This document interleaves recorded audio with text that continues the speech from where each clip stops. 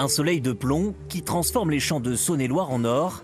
Hélas, il n'en a que la couleur. Cette herbe grillée, c'est de la nourriture en moins pour ce troupeau. Composé avec un climat de plus en plus déréglé, c'est le quotidien de Jean-Baptiste. Ces dernières années, cet agriculteur a acheté de nouvelles terres pour diminuer son nombre de vaches par hectare. Ces bovins ont donc plus de ressources à manger. J'ai surtout évité d'avoir des années compliquées économiquement parce que j'aurais été obligé d'acheter de l'aliment ou du foin à l'extérieur et c'est des factures à payer. Ces dernières années, la température a grimpé en moyenne d'1,6 degré dans le sud de la Saône-et-Loire. Anticiper, c'est donc la clé de la sérénité. C'est plus simple aujourd'hui, je me pose moins de questions, j'ai toujours du foin d'avance, je peux gérer assez facilement l'alimentation des animaux. L'été me fait beaucoup moins peur. L'éleveur a également replanté des haies bocagères. Son effet coupe-vent augmente la pousse d'herbe à ses pieds. Et c'est aussi une ombre bienvenue pour les vaches. Leur température de confort est située entre 5 et 15 degrés. Elles sont donc plus sensibles aux chaleurs que l'homme. En cas de forte température, elles ont souvent tendance à se poser, à pas beaucoup bouger. Donc si elles bougent moins, elles mangent moins. Si elles mangent moins, elles produisent un peu moins de lait. Si elles produisent un peu moins de lait, dans mon cas, c'est du lait que le veau a pas. Donc ça a un impact. Et puis si on a vraiment des températures plus élevées, on peut avoir des vaches qui commencent à plus souffrir parce qu'elles ont plus de mal à respirer, des choses comme ça. Ouais. Avec le changement climatique, Jean-Baptiste est loin d'être le seul à s'adapter, car la résilience devient la clé de ce métier. Et d'ici 2050, le paysage agricole pourrait totalement changer, à commencer par exemple par les pluies dans le Charolais.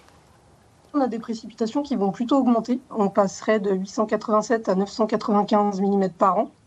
Ça reste à peu près stable, mais un petit peu plus. Et par contre, la répartition de cette pluviométrie, elle est vraiment différente, elle se modifie, puisqu'on va avoir des printemps et automnes plus doux, mais beaucoup plus humides. Et par contre, des fins de printemps et des étés très, très chauds et secs. Lors de fortes chaleurs, une vache consomme plus de 100 litres d'eau par jour. La gestion de cette ressource devient donc toujours plus cruciale. Alors dans cette ferme du Val-de-Saône, cette rivière a par exemple bénéficié de quelques travaux. L'objectif, lutter contre l'évaporation. On a vraiment des eaux qui sont de plus en plus chaudes. Si on peut arriver à rafraîchir ces eaux pour la garder, parce que l'idée c'est bien de garder l'eau dans le sol et on sait que les agriculteurs ont besoin de cette eau pour leur élevage. Dans les prés, des clôtures ont aussi été installées pour empêcher le bétail d'accéder aux berges. Les bêtes pourraient dévorer les jeunes pousses. Pour autant, les vaches profitent d'abreuvoirs automatiques remplis à l'aide de fourrage sous la rivière. Une rivière, c'est le réceptacle de toutes les activités du territoire. Donc effectivement, l'activité agricole a son rôle, puisque effectivement, quand le bétail venait boire dans le cours d'eau, ça amenait toutes ces particules, ces matières en suspension. Effectivement, elles faisaient aussi leurs besoins dans le cours d'eau, ce qui n'était pas une bonne chose. Donc l'idée, c'est de protéger la qualité de l'eau et de pouvoir amener une eau de quantité et de qualité également.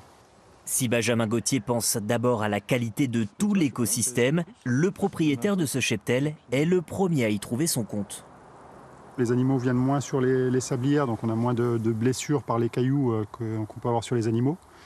Et puis l'eau qui est puisée dans le sol, elle est beaucoup plus propre, elle est exempte de bactéries. Ces stratégies d'adaptation sont désormais indispensables pour la Saône-et-Loire et ses 200 000 vaches allaitantes. En France, c'est le département où elles sont le plus nombreuses.